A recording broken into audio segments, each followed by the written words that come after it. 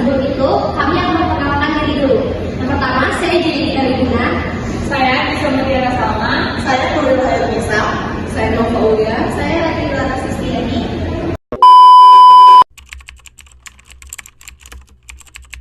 Siapa sih CV Amal Lestari?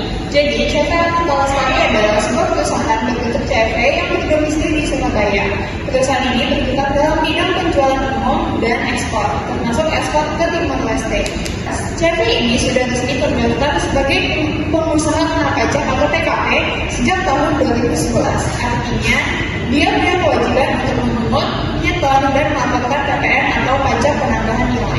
Alamat resminya adalah Jalan Joglo Rencosari 5, Kafri 04, Kelurahan Kandangan, Kecamatan Benowo, Surabaya. Awal masalah. Masalah bermula ketika kantor pajak melakukan pemeriksaan terhadap laporan PPN CV Amal Lestari untuk masa pajak April 2021. Hasil pemeriksaan menyatakan bahwa CV Amal Lestari kurang bayar PPN sebesar 249.736,290 juta, ditambah sanksi administrasi sebesar 187.302,217 juta.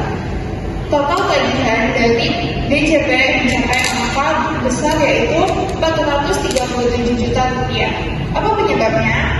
DJP menyatakan bahwa alamat yang tercantum dalam faktur pajak tidak valid atau tidak ditemukan dalam penyataan saat melakukan klarifikasi lapangan.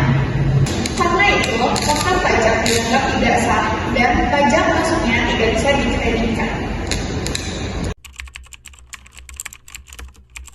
Oke, selanjutnya ada langkah hukum oleh CV Amal Lestari.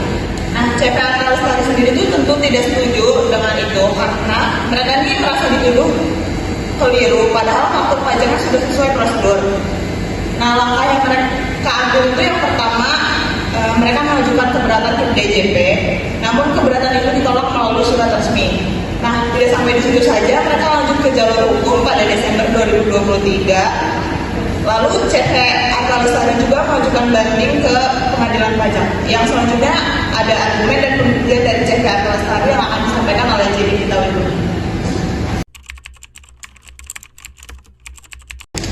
Oke, di sini saya akan memaparkan argumen dan pembuktian dari CV Amal Lestari.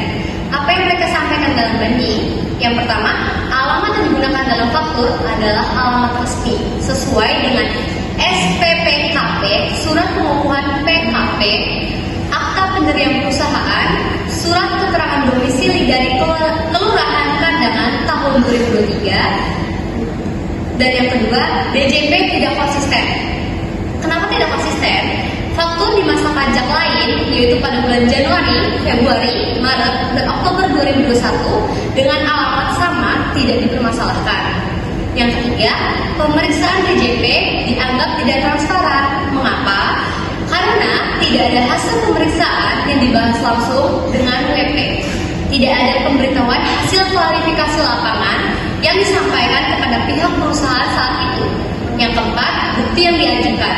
CV Amal Lestari menyertakan lebih dari 30 dokumen bukti, termasuk faktur, pajak, invoice, bukti pembayaran, dan dokumen perusahaan resmi lainnya.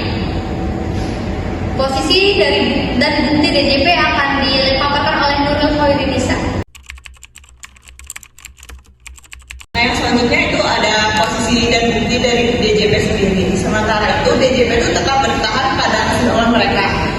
Dengan dasarnya ada klarifikasi lapangan dan keterangan dari 2022 yang menyatakan bahwa alamat tersebut itu tidak ditemukan. Lalu bukti dari DJP sendiri itu ada alamat di faktur dinilai tidak sesuai dengan format RT dan RW yang sebenarnya. Karena itu, DJP menyatakan bahwa faktur pajak tidak memenuhi syarat material sesuai dengan pasal 13 ayat 9 UU PPN dan pengkreditannya harus ditolak. Putusan Pengadilan Pajak. Setelah melalui proses persidangan dan penilaian bukti, Pengadilan Pajak memutuskan untuk mengabulkan seluruh permohonan banding CP Arta Lestari, membatalkan SKPKB dan keputusan keberatan DJP, serta menetapkan jumlah pajak terutang sebesar Rp0. Dengan kata lain, CP Arta Lestari menang mutlak. Tagihan sebesar Rp437 juta tidak perlu dibayar karena faktur pajak dinilai sah. Mengapa CP Arta Lestari menang? Ini pertimbangan dari majelis hakim. Alamat pada faktur sesuai dengan dokumen resmi, SPPKB, akte, dan surat domisili terbaru. DJP tidak membuktikan secara kuat bahwa alamat itu fiktif atau tidak sesuai. Koreksi yang dilakukan DJP dinilai berlebihan dan tidak proporsional. Bukti CP Arta Lestari lebih kuat dan konsisten. Pelajaran penting dari kasus ini yang pertama, dokumen resmi itu penting. Jangan pernah anggap remeh legalitas seperti SPPKB, akta, dan surat domisili. Yang kedua, wajib pajak punya hak hukum. Kalau merasa diperlakukan tidak adil, bisa menempuh jalur keberatan dan banding. Ketiga, DJP juga bisa keliru. Sebagai lembaga, DJP tetap harus tunduk pada aturan dan pembuktian. Yang keempat, pengadilan pajak adalah jalur yang sah dan adil untuk menyelesaikan perselisihan pajak. CP Arta Lestari bukan cuma berhasil menghapus tagihan sebesar Rp437 juta, tapi juga menunjukkan bahwa sistem perpajakan harus dijalankan secara adil dan profesional. Sengketa ini menjadi pengingat bahwa sistem perpajakan bukan hanya soal tagih dan bayar, tapi juga soal keadilan, bukti, dan hak wajib pajak. Jadi, kasus CP Arta Lestari ini membuktikan bahwa kebenaran bisa ditegakkan bahkan dalam ranah yang kelihatannya berat seperti perpajakan. Selama kita punya bukti kuat, paham aturan, dan berani menyuarakan kebenaran, maka keadilan bisa kita capai. Oke, di sini ada yang ingin bertanya?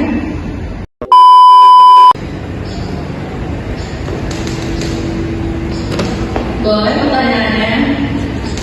Mau nanya, kenapa bukti dokumen kayak SPPKP dan surat domisili sangat menentukan dalam sengketa ini? Apa maknanya dalam konteks hukum perpajakan? Terima kasih. A few moments later. Suatu entitas itu benar-benar menjalankan kegiatan usahanya dan sah menurut hukum. Dalam kasus CP Arta Lestari sendiri, alamat dalam faktur dianggap tidak sah oleh DJP. Namun, faktanya alamat tersebut sesuai dengan dokumen resmi dari negara sendiri, seperti SPPKB yang dikeluarkan oleh DJP itu sendiri, akta notaris, dan surat keterangan domisili dari kelurahan. Artinya, CP Arta Lestari itu mempunyai hukum legitimasi penuh atas alamat dan kegiatan usahanya. Jika dokumen resmi ini diperbaikan dalam pengambilan keputusan pajak, maka akan timbul ketidakpastian hukum dan merusak kepercayaan masyarakat terhadap sistem perpajakan itu sendiri. Oleh karena itu, dalam sistem hukum pajak, validitas dokumen legal adalah instrumen utama dalam membuktikan kebenaran posisi wajib pajak. Terima kasih. Ya. Sekian dari kelompok kami. Wassalamualaikum warahmatullahi wabarakatuh. Eh?